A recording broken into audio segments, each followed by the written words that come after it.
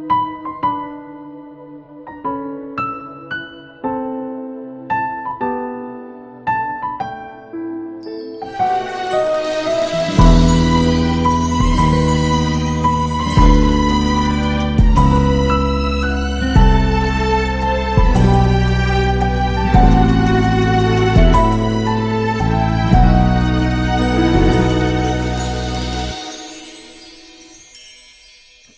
đi mà không biết cuối con đường phía trước có phải là hạnh phúc khi trước mắt giờ lao sâu.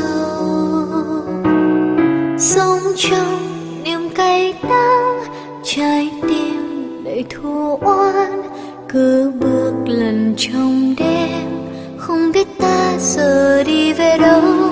Làm sao có thể tìm thấy được bình minh, làm sao có thể tìm thấy được ánh sáng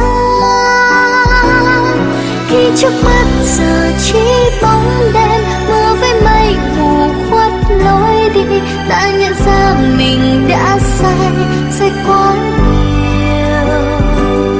Hãy cứ bỏ mặc quá khứ đi và ta quay lại nơi bắt đầu. Có lẽ sẽ tìm thấy ra được bình yên.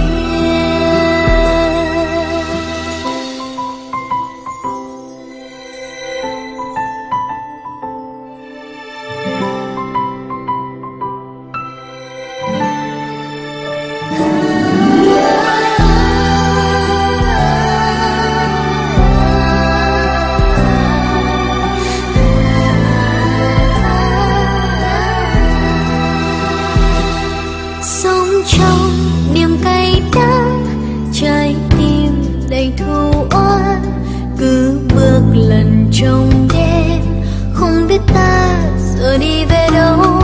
Làm sao có thể tìm thấy được bình minh, làm sao có thể tìm thấy được ánh sáng khi trước mắt giờ chỉ bóng đêm, mưa với mây mù khuất lối đi.